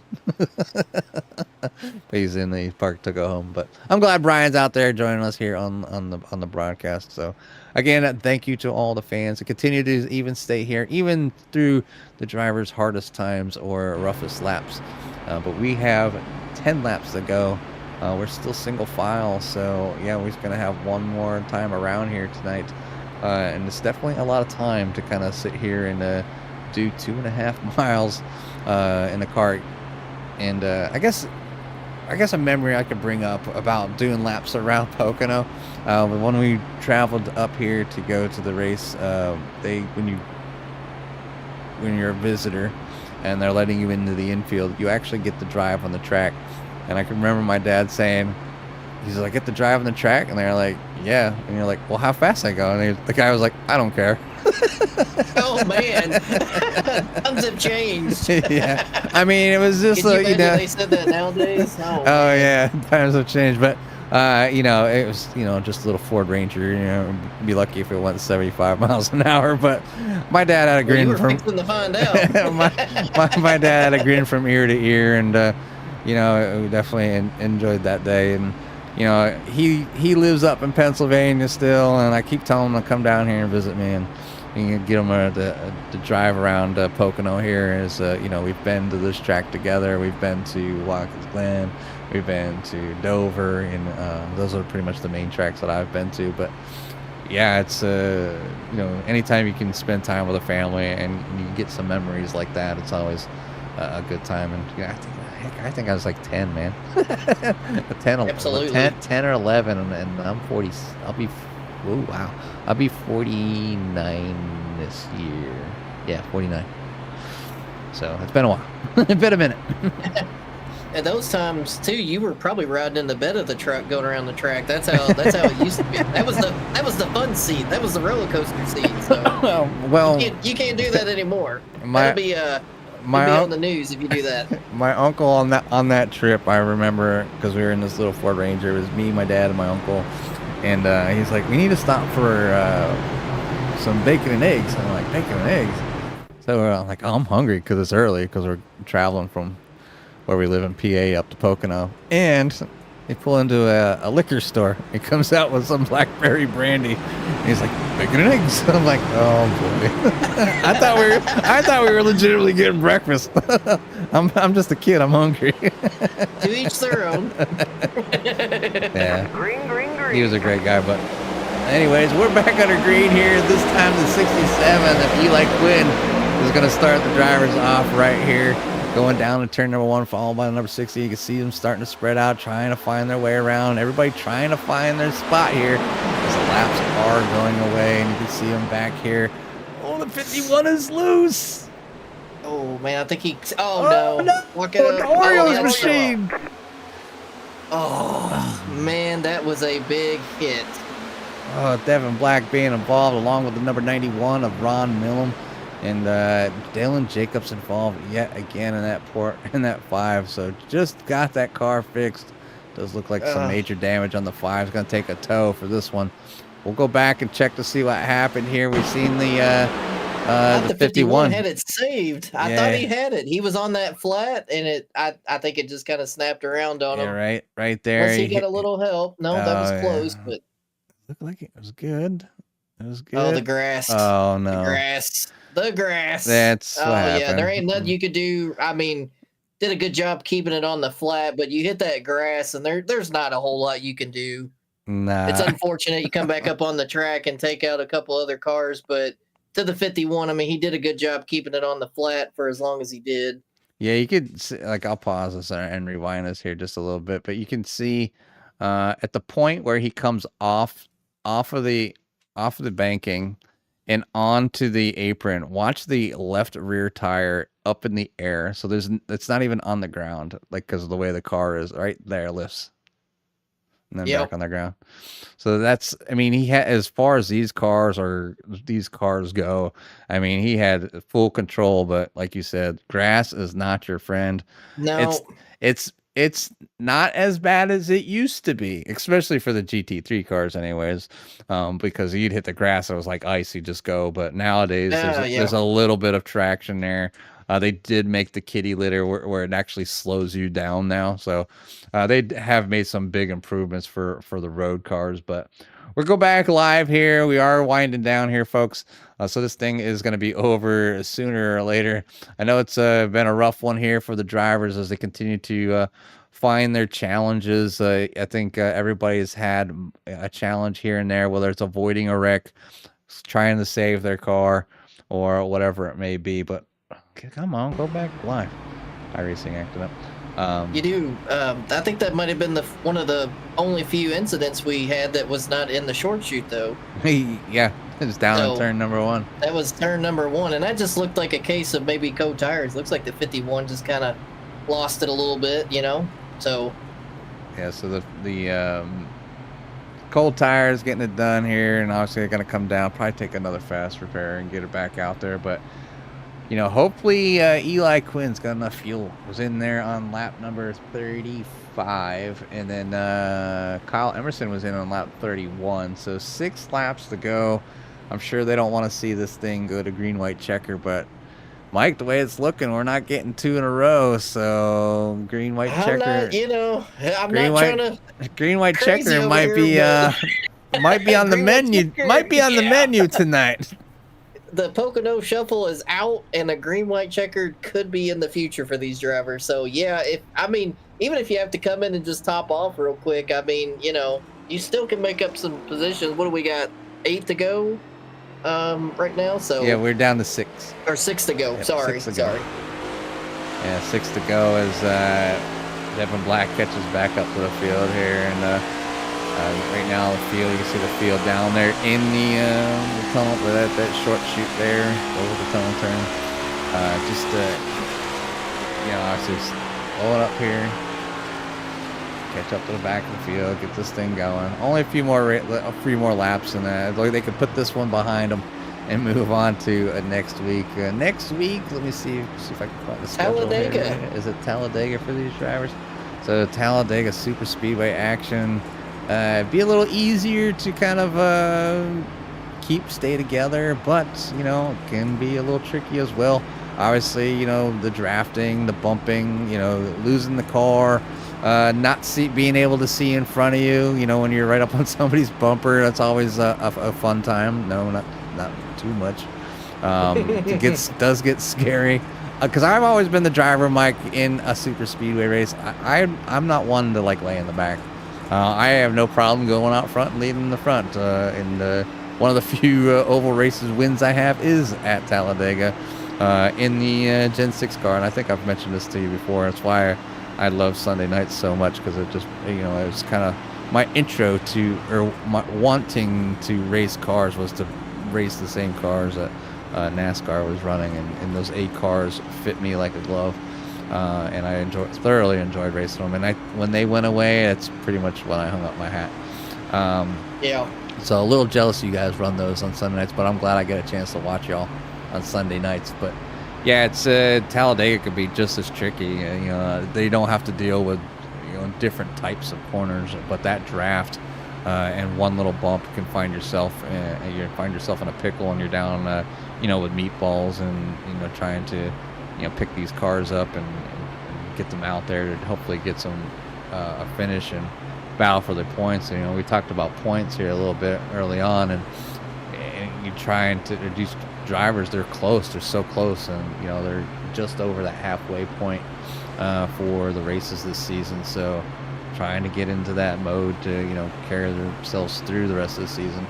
But Eli is working on that right now, and I'm sure he's loving the cautions. I can hear him holding the clutch in. I can hear the clutch being held in. Yeah, that's smart. It's a good thing to do. Yeah. So trying to save as much as possible. I'm sure he is under the impression that there might be green, white checkers. So hopefully they have enough fuel. A lot of drivers are in there on lap number 40, and so they'll be pushing. And then on the inside, number 99, looking to try to make a move here. Not able to get the stick. Has to run it high to the outside. He keeps it off the wall. Oh, and we get a spin there by the Lego machine by Michael Garcia, and he's going to go for a ride. And here's another one for turn number 1. Looked like just a single car incident here for this time around, but has some damage in the front. I didn't see him hit the wall. We'll see what happens here by the 64. Just riding that apron. Oh, 6 smacked him pretty good, but yeah, that 64 might have been a little bit too low there on that flat. That turn right there, you get those left tires down there, it'll kind of shoot you up the track and get the car all out of sorts. And then 6 kind of just had nowhere to go. He was already in his line and hammered down, and unfortunately couldn't check up. So it's like a little bit of a racing incident there. Yeah, it's you're trying to know the width of the car, and we talked about equipment and monitors, and you talked about wanting to go to the triple mount setup. It's really kind of hard. Like sometimes when you're not able to see like the full nose of your car, to really kind of know how far you're down, and the see you race the way you do, and now know that you're only on a single monitor, just kind of it's perplexing. I've always had triples of some extent. My first triple setup, I had a 30-inch ultra wide, and then I was like, this ain't gonna work. I can't see, so I went and bought two 24-inch regular monitors, and so I just went into the INI file for iRacing, told I was racing three 30-inch monitors, and there was like obviously monitor I wasn't on the screen, but it was perfect at setup. So I was, I had a little bigger center screen, and instead of having three 24s, because that's about the height of them. But it worked for a while until I was able to get a proper setup. But yeah, it's definitely inch by inch type of thing. And as soon as you rip the Band-Aid off, you don't cry too much anymore, and you're like, oh, I gotta get this. Yeah. Well, I know we talked hit about the face but card. I believe this is gonna take I us think some into people the, want to hit the face card in that. Hey, it could happen. This race ain't over. I think we were talking about it, but I think this might take us into a green white checkered. Am I right on that? We are. Yeah, we are 3 laps to go, and I believe yes. So let's see if anybody tops off on fuel. Maybe, I don't know. If you're in the back, maybe come down, take a set of tires. Possibly the 99 is going to come in. That's Harper Caps giving up a top spot. Pride just doesn't have the fuel to go. He was in on lap number 26. So he was definitely getting to that edge of running out for sure. Yeah, better to come in. You can save.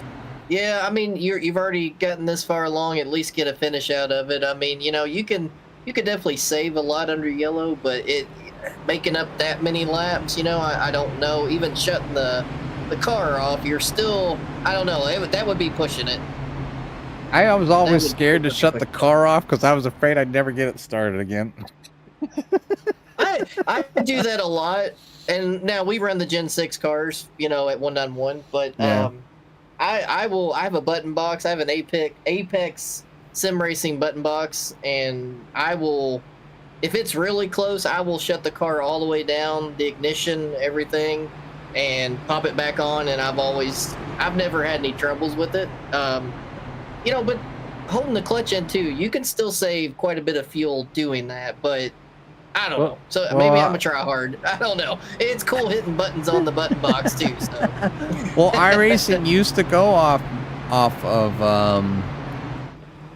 like RPMs and stuff like that, but now it's more based on throttle, like how much throttle you got. So if you don't have it, as long as your foot's off the throttle, you're saving fuel. As soon as you start, the more pedal or gas you give, or gas pedal you use, no matter what gear you're in, that's where how much fuel you have. So if you can get your foot at least off the gas, you're saving. Well, you got to find a nice fellow racer like Scruffy and just get in front of him and just make him push you and make him burn his fuel, under caution. That's a good strategy too. Scruff will help you out with that. Yeah, Scruff's saying that the next gens have to be at pace speed or less to turn the car off. See, that's why the Gen 6s are better. Yeah, we won't go there. I mean, we got to look into the future, obviously. This is true. I commend y'all for running the Gen 6 and keeping them alive, but, they're legacied for a reason. So, you could be like the 87s. I mean, they're out there running. And matter of fact, that was one of the biggest series that CRN has covered was Core had an 87 series. And man, the fans love those cars. They're just so fun. We've had a lot of attention. Matter of fact, Dale Earnhardt's one of his first owners. He wrote a book, and he would watch the races after a fact. But we tried to get him up here to have him broadcast with us, and just never could get things to line up. And sure, that would have been cool. Yeah, and with that connection, we were in line with possibly maybe getting a junior to come up and visit us as well. But that was very early on, and man, did things change around when me and Carl are just doing our best to put something up on the screen for everybody to watch, and that's when we switched to SDK and had to get all these fancy overlays and stuff like that. That's when things changed for us here at CRN, but things never came to fruition, and it didn't matter. We continued to broadcast each and every day, and we just enjoy the fans out there and keep watching. There's 25 people out there watching right now, and I can't, like I said, I can't thank everybody enough to kind of keep coming out here. And I know I don't think they're out here for me, Carl, or you. I'm pretty sure they're out here for their favorite drivers. Griffey's here for me, and that's all I need. But somebody might be out here for me. I'm going to say at least Barry's out here. But we're going to get this thing Barry, under green as the pace car is in. Can we get this thing done this time around? 67 is going to get on the start here as they head down the front. That 60 got a heck of a start on that outside lane. He ain't gonna have much room as they dive it into one. So yeah, 60 is the 67 came up, took that run, and look at the 12 coming in. Well, a nice send there by them. We're gonna kind of go back to the field just a little bit, see how everybody comes. We can survive turn one. Yes, we can. Here they go down the back stretch, heading down the treacherous number 2. Gonna ride on board here with Tiffany Ellis in the middle. We're 3 wide. I know you can't see it, but right there she is as she works her way around and safe. We get through turn number 2, head down to turn number 3, getting ready to hopefully take the white flag this time by. It is Eli Quinn, newcomer, out front over Cody Brewer in that number 12. And never would think all the issues the 12 had here tonight to see him out front, but white flag in the air, ladies and gentlemen, as they head down to turn number 1. 67 fading in and out, trying to break that draft on that 12 car. He's there though. 12 gonna be bumper to bumper coming out of 2. Hold it, come on. Here good comes job. The 60. Oh, Here some chaos in the back. It looks like they're saving it. Heading down into number 2. Here comes the number 19. Out of nowhere, just shot out of a rocket. Pokemon trying to catch them all, even all corners. The 12's going to use the wall to assist them going through turn number 2. Makes it work. Still holding on, but the 19 looking to take over from the 67 as they head into turn number 3. They are side by side. Handling it out. Oh, man, door to door is what you like to see, folks. Coming down. It's going to be a drag race. 67 has the momentum. Here comes the 12. The 19 is going to get second, and the Cody Brewer of the 12 is going to come away in third. What a heck of a finish. Now that was great. Now I know we had a lot of yellows tonight, but that right there, that was awesome. These drivers just put on a heck of a show at the end. That was awesome. It's just always great racing. Pocono, man. Pocono. I'm telling you, the 4 or 5 lanes coming off of that last turn, that's what Pocono does. I absolutely love this track. Great job. Yeah, they had some troubles in some spots, and like I said, plagued with the caution flags, but definitely the finish that we are all wanting and hoping for, we have received here tonight, and it made it all worth it. I know it was a long one here tonight. 55 laps turned into about maybe 100, as they were pretty much half speed for half of them. But great job, great win here for the number 67 of Eli Quinn, and we'll get a chance to talk to your winner along with the rest here very shortly. I'll go ahead and get rid of these overlays on the screen for everybody, and we'll go ahead and pull up the results. I'm kind of curious to see how much fuel that 67 had left in that thing. He had to have been close, right? Yeah, we'll get a chance to talk to him here shortly as he's burning it down on the front stretch. Here are the results of tonight's race. Winner of the Pocono race here, 55 laps. Eli Quinn comes out as the winner over Cody Handler in the number 19. Number 12, Cody Brewer will come in third. Richard Covington Jr. will come in fourth. Austin Smith in fifth. TJ Hanley will finish in sixth. Kyle Emerson in seventh. Harry Krantz in number 11 did make his way back up to eighth. Will O'Connor finishes in ninth. Charlie Stafford in 10th. Thomas O'Connor finishes back in 11th. Matthew Hake in 12th. Tiffany Ellis finishes in 13th tonight. Dylan Emerson in 14th. Harper Capps back in 15th. Bruce Spencer in 16th. Joshua Smith in 17th. Michael Garcia in 18th. Devin Black will be in the 19th spot. Let me roll this over so you guys can see the rest. And 20th is Ron Millam. Dylan Jacobs finishes in the 5 and P number 21. Josh Duncan in 22nd. And Brian Roy, our joker out there tonight, finishing back in 23rd. Biggest mover of the race, though, goes to the number 12 of Cody Brewer in that Valvoline machine with an awesome comeback, able to kind of work his way back up to the field. I would have to say pitch strategy and whatnot. So let me go over to Discord. Carl usually does this part. So see where we're at. See if we got people staying in the waiting room. We do have our drivers in the waiting room right now. So we'll go ahead. Let me go back a couple laps here.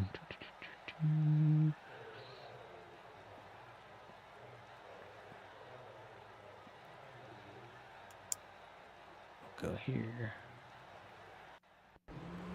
And we'll stop. Go to see if the camera, and this will work tonight. So we'll go ahead and grab our third place finisher here tonight. And our third place finisher here tonight is going to be the 12 of the number 12 of Cody Brewer. Cody, Jimmy, and Mike up in the booth here tonight. Do you copy, buddy? Yes, sir. Well, tonight was probably, a race that, and everybody would kind of wants to take back. Definitely had your fair share of being involved in incidents and down in the pits, getting things repaired, and then having to work your way back up through the field. You get it done though here tonight with with a great effort there at the end, finishing in P number 3. Give us a little rundown on your side, and I know with all the cautions, it can be a little frustrating. Yeah, caution-filled race. I think I was involved in every wreck but 2 of them tonight. But no, I gave it all I had for Eli there in turn 1 on the last lap. I didn't want to wreck him, but the gloves are off and then through the tunnel turn. And I don't know, I think if I had help out of turn 3, I might have had a shot at it. But I'll take a top 3 how the last few weeks have gone. So yeah, you've definitely had some rough races here recently. Obviously, you're about halfway through the season so far, but you squeak your way out of here with a great race, a great finish for yourself. With all the challenges that you all had here tonight. So we're gonna kind of recognize that, of course, and obviously, most of all, give you a little time for any shouts you might have in that number 12. No, just shout out to Cody and all the guys for putting the league together, and just hopefully we can do something in the playoffs. Well, hopefully everything will work well once you get there. But for this one here, we appreciate the shout outs, and we'll let you go celebrate this one with your friends and family. Awesome. Thanks, man. Yes, sir. That's your third place finisher, number 12 of Cody Brewer. We're going to bring in our second place finisher, which will be the number 19 of Cody Handler. Mike? Hey, Cody, welcome to the booth. This is Jimmy and Mike. You got a copy with us? Yes, sir. Well, hey, it was definitely an interesting race tonight. Maybe a lot of cautions. Pocono was a little wild tonight. Seemed like the short shoot was giving you all some troubles tonight, but you did a good job making your way through the field, and you had a heck of a run at the end. But kind of give us a recap of your race and how'd it go for you? Man, I had a whale of a time on that last lap, I can tell you that. Thought I had the win, and I got up into the 67. It's like, I don't want to spin him, because I feel like if I spin him, I'm spinning me too. Might as well just accept where I'm at and finish. But yeah, we've had a few practice races all week, and they were clean as heck. And beep.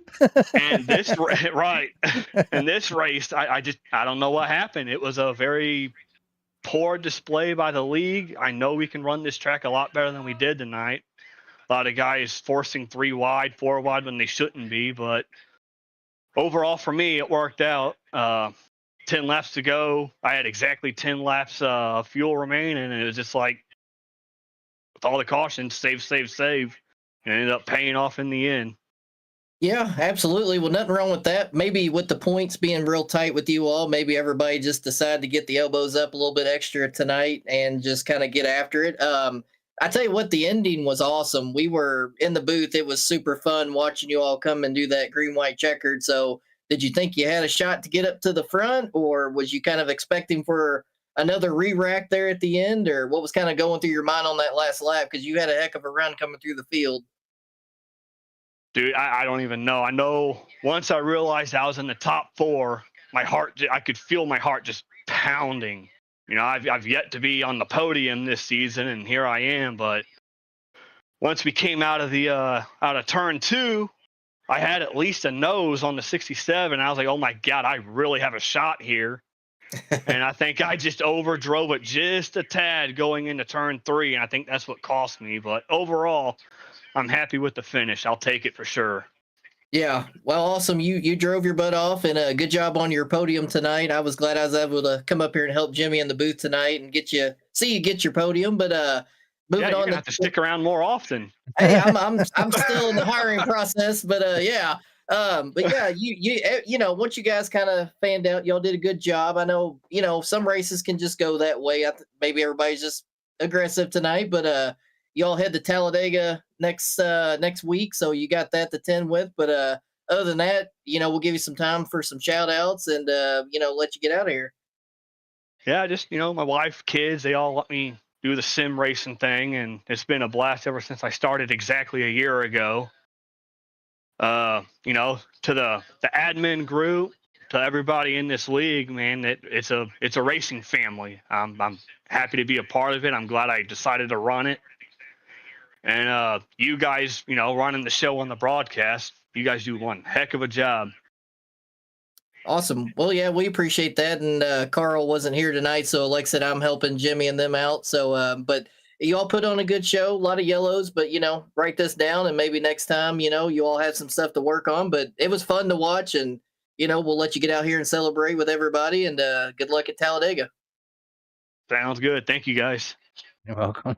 And that was the 19 second place finisher here at Pocono, Cody Handler. So getting his first podium here for the season. Great job there. And another great paint scheme. Honestly, these drivers love to change up their cars a little bit. But we're going to talk to our winner here tonight, the driver of the number 67 here. Eli, this is Jimmy and Mike up in the booth. You copy, buddy? Howdy, how we doing? Well, welcome to the booth, first of all. And, you know, obviously we've seen you kind of new. I think you're a little newer to the league, if I'm not mistaken. And you got a chance to kind of come out here, put your mark on the league, get yourself a win. Give us a little rundown of your race. I know it was kind of involved with some cautions, but there's still some strategy that goes into it when it comes down to a race that ends up like this. Well, I kind of screwed both of my qualifying laps up, to be honest. I wasn't really happy where I started, which, you know, I guess I can't really complain about 8th, but I probably should have been up there in around 5th, give or take. But I was a little upset about that.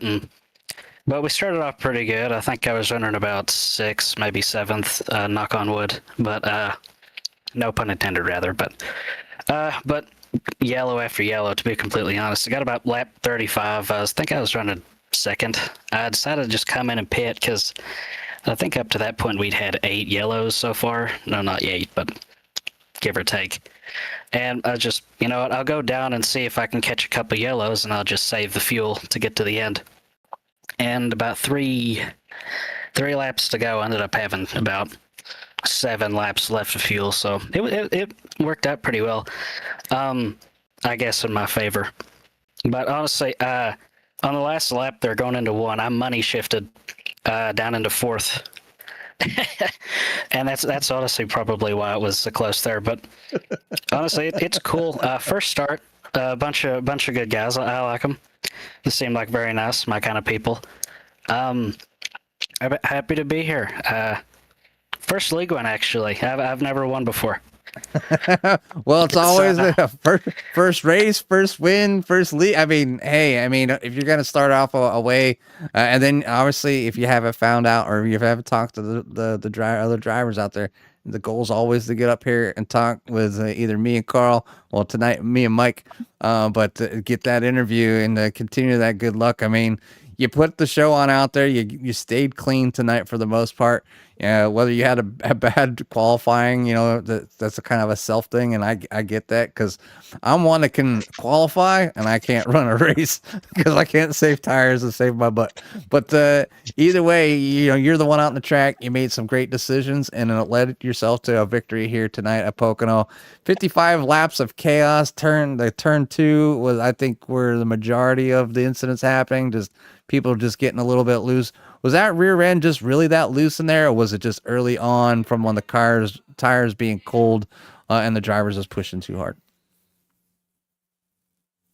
I didn't really have any problems getting loose into two. I really like to back that corner up a little bit, and then drive down in through the apex. I didn't really have any problems with that, but I was also on fresh tires about the whole race. I could see how, especially if you like just try to throw the car in there and then mash on the gas coming out.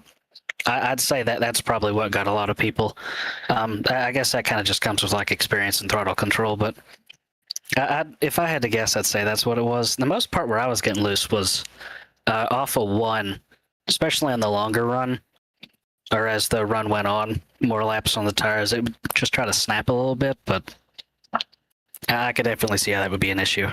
Yeah, we definitely also seen a few incidents down on one, but it was from people catching the apron, as obviously and catching the apron on any time that has any significant kind of banking can really upset that. Excuse me, upset that car, but didn't upset the 67 too much here tonight as you found yourself here into victory lane for the first time. So we want to say congratulations and recognize the number 67 Robin Hood machine, and but we definitely want to give you time for any shout outs they may have before we let you get out of here. Honestly, shout out to the 99 car. They stretched. I think they last put on 26 before they had to come in. I think 19, maybe more. Actually, it would have been 29 laps. 29 laps of gas is actually insane. Shout out to them. That's really about it. But I want to thank you two, Jimmy, Mike, for hosting this and broadcasting. It's always appreciated. I guess also shout out to Connor for getting me in here. That's about it. Or O'Connor. I think Thomas is his Thomas. name, rather. Thomas O'Connor and the number 18 getting a shout out there from the newcomer, Eli Quinn. Again, we will appreciate the shout outs as always, Eli. You'll find that out. I'm sure we'll get a chance to talk to you up here again here in the future. Next week, you're off to Talladega, but until then, we're going to let you go celebrate this one with your friends and family. All right, thank you, man. You all have a nice night. You too. Yep, you too. Thank you.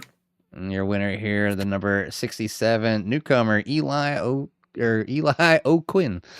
So getting the win out here in the number 67. So definitely a great job here tonight. Could have been a cleaner race. I'm sure they'll go back and they could talk about it. You know, Mike, when you get races like this, as bad as they can look on the screen, there's things that you can take away from it to make yourself better for next time that you come here as a league and as a driver that maybe made some of those mistakes. So it's not always a super negative thing. I mean, I probably feels like poo, but there's good things that can come of it as well. Obviously, newcomers out here getting a win, feeling welcome here by the great drivers of Pit Road Speed Limit Racing. And yeah, absolutely. Yeah, and Mike knows from experience that obviously being a current driver instead of a rusty one like myself, just getting out there and just spend the time out there. It's going to equate to something for you in the future. So again, congratulations to all the drivers out there. Obviously we're going to be back here next week at Talladega. We only will have one race on, on Thursday, as CSRL has finished up their event here a little while ago. They had their 2-hour event over there at the Nürburgring. But we're going to head over to Talladega next week. We are not finished for the week yet, though. As on Saturday, we will be over there at Daytona for a full event. So if you haven't hit that like and subscribe button yet here at CRN, please do. If you hit that bell, I'll definitely let you know when we go live, because we do go live at least 5 times a week, if not 6. And a couple days we actually have double headers. So plenty of racing action here at CRN. But that's the next time we'll be on board. So I think from me and Mike up here in the booth, until next time when we see you at hopefully at Daytona, and if not, we'll see you here with Pit Road Speed Limit Racing next week at Talladega. Well, we'll see you in the track. We'll see you guys. Dega.